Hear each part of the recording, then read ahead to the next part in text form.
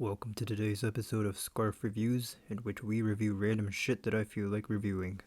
Today on our plate of gamer grease and weeaboo stenches, we got Psychopass. Psychopass is giving us just a tip for how legal systems will work in the future.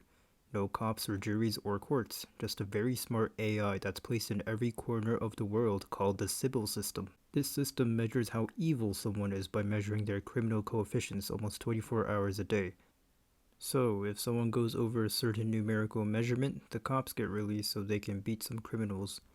The beauty of Psychopaths is definitely how the Public Security Bureau catches criminals, because it's not the classic, hey yo, it's the police, show us your hands where we can see them or else we'll shoot you with the gun. It's, yo, it's the police, show us your hands where we can see them or we'll shoot you with these cool laser guns that will change how it shoots you based on your criminal coefficients.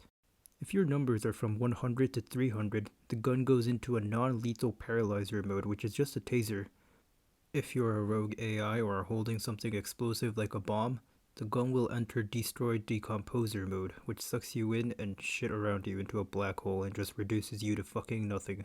And finally, if your criminal coefficient is above 300, the gun enters lethal eliminator mode, which kills you in a very disturbing way by blowing you up into a straight up human balloon. However, if your numbers are below 100, the gun won't shoot at all, which is the major plot point of the series. What if you're a criminal whose criminal coefficient stays below 100?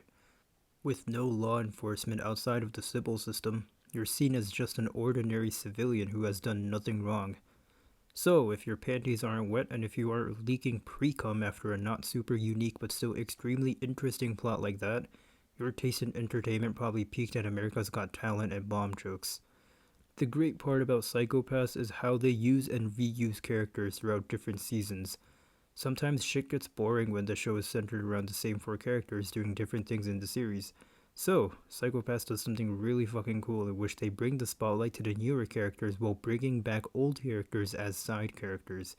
It's really cool that now in Season 3, all the main characters except for one from Season 1 are all side characters, and they're not even working at the Bureau anymore.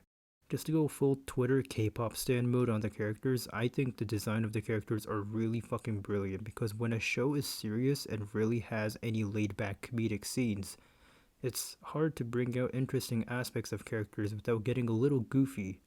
But Psychopaths does this great thing in which they keep the serious tone of the show while showing off characters' interesting points and making them very unique while progressing the show. Such as this one character progressing the plot while being in bed with a coworker, and another character who's this guru in AR holograms.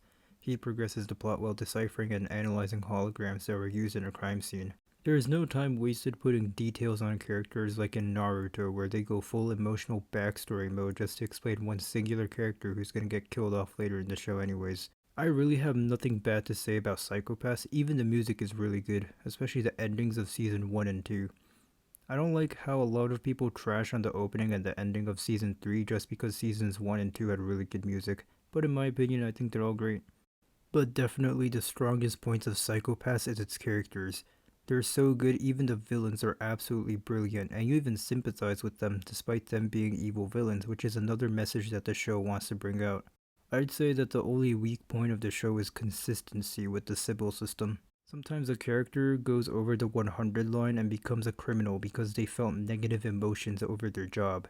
But there's a bunch of people, especially in season 3, who shit talk certain people or are straight up racist.